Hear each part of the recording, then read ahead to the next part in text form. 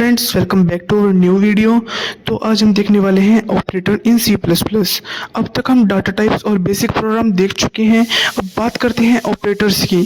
Operator मतलब ऐसा symbol जो किसी वैल्यू या वेरिएबल पर ऑपरेशन परफॉर्म करता है। जैसे मैथ में हम plus, minus, multiply, divide use करते हैं, वैसे ही सी प्लस प्लस में भी अलग अलग ऑपरेटर्स होते हैं। सी प्लस प्लस में मेनली ऑपरेटर को कई कैटेगरी में डिवाइड किया गया है, जैसे कि arithmetic operators and bitwise operator, logical operator, assignment operator. तो चलिए वन बाय वन इसको हम देख लेते हैं।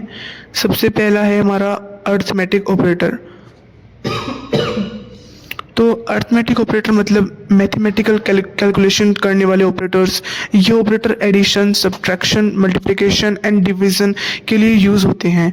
प्लस, एडिशन, सब्ट्रैक्शन, ये सब मॉड्यूलो फंक्शन भी होता है, मतलब कि रिमाइंडर या बचा हुआ वैल्यू रिटर्न करता है।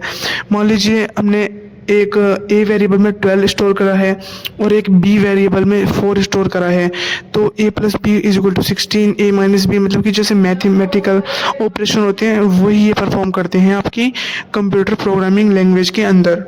मान लीजिए ए इंटू बी हो गया तो 48 आ जाएगा, और अगर ए डिवाइड बाई बी 3 और A modulo B is equal to 0। Modulo का मतलब होता है रिमाइंडर। ये आपके लिए थोड़ा न्यू हो सकता है, वैसे ये न्यू नहीं है पर फिर भी मैं आपको बता देता हूँ।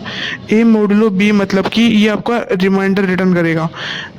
तो मान लीजिए हमारा ए में 12 था, बी में 4 था, तो हम 4 3 जो 12, तो रिमाइंडर आया 0, तो ये 0 रिटर्न कर देगा आपको। अब हम देख लेते हैं असाइनमेंट ऑपरेटर।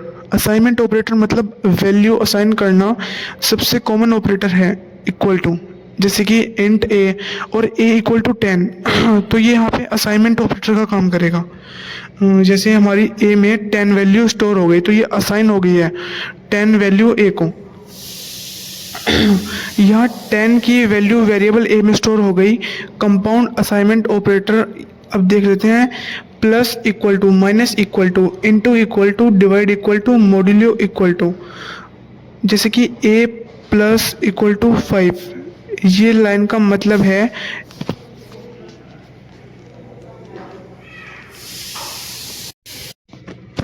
तो हमारा जो इस लाइन का मतलब है वो हमारा हो जाएगा a equal to A plus 5।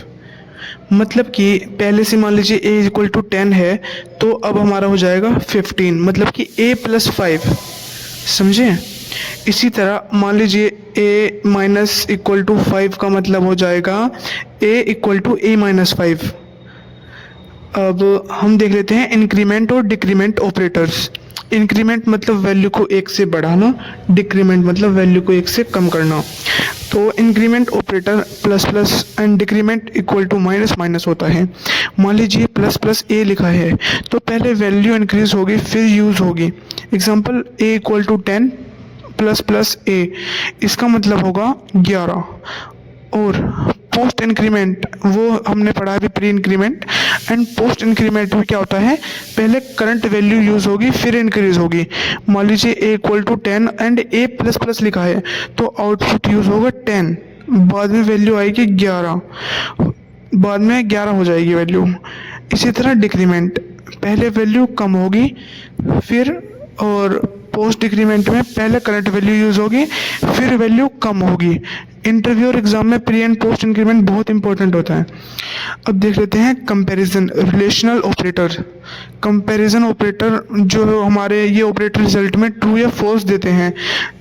जैसे कि ये आपके एग्जाम में बहुत इंपॉर्टेंट पूछे जाते हैं कई बारी कि इक्वल टू, मतलब कि इसमें डबल इक्वल लगेगा, तो ये हो जाएगा हमारा इक्वल टू बराबर, और नॉट इक्वल इक्वल ये हो जाएगा हमारा नॉट इक्वल टू, और greater than, less than equal to, greater than equal to. ये आपके सारे कंपैरिजन रिलेशनल ऑपरेटर हैं। मान लीजिए आपसे पूछा गया है क्वेश्चन कि 5 इक्वल टू 5, तो आप आउटपुट आएगा ट्रू।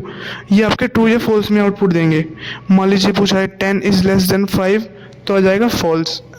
अब देख लेते हैं लॉजिकल ऑपरेटर्स क्या होते हैं। लॉजिकल ऑपरेटर्स मतलब एक से ज़्यादा कंडीशन को कंबाइन करने वाले को हम लॉजिकल ऑपरेटर्स बोलते हैं। जैसे मान लीजिए एंड दोनों कंडीशन ट्रू होंगी तभी आंसर ट्रू आएगा। मान लीजिए दो एंड लगे हैं कि A is greater than 5 and A is less than 20। इसमें हमारे एंड मतलब कि दो ऑपरेटर लग गए, दो कंडीशन लग गई, तो इसलिए ये हमारा लॉजिकल ऑपरेटर बन गया। मान लीजिए एक भी कंडीशन ट्रू हुई तो आंसर ट्रू नहीं होगा, दोनों कंडीशन ट्रू होने के बाद ही आंसर ट्रू होगा। और मान लीजिए इसमें नॉट इक्वल टू लगाया है, ट्रू को फॉल्स और फॉल्स को ट्रू बना देता है। अगर आपके इसमें नोट लगा है तो ये ट्रू को फॉल्स और फॉल्स को ट्रू बना देगा, इस बात का आप ध्यान रखना। और अगर दो पैरेलल लाइंस वाला लगा है तो अगर इसमें एक भी कंडीशन ट्रू हुई तो आंसर ट्रू आ जाएगा। अब देख लेते हैं बिटवाइज ऑपरेटर क्या होता है। ये बाइनरी लेवल पर काम करते हैं, बाइनरी बिट्स पर ऑपरेशन करना, जैसे मान लीजिए एंड। और ये एडवांस प्रोग्रामिंग और कॉम्पिटिटिव प्रोग्रामिंग में काफ़ी यूज़ होते हैं। अभी बेसिक के लिए इनका नाम याद रखना काफ़ी ही है, इन पर हम अलग डेडिकेटेड वीडियो में डिटेल से बात कर लेंगे, ये भी इतने इम्पोर्टेंट नहीं है।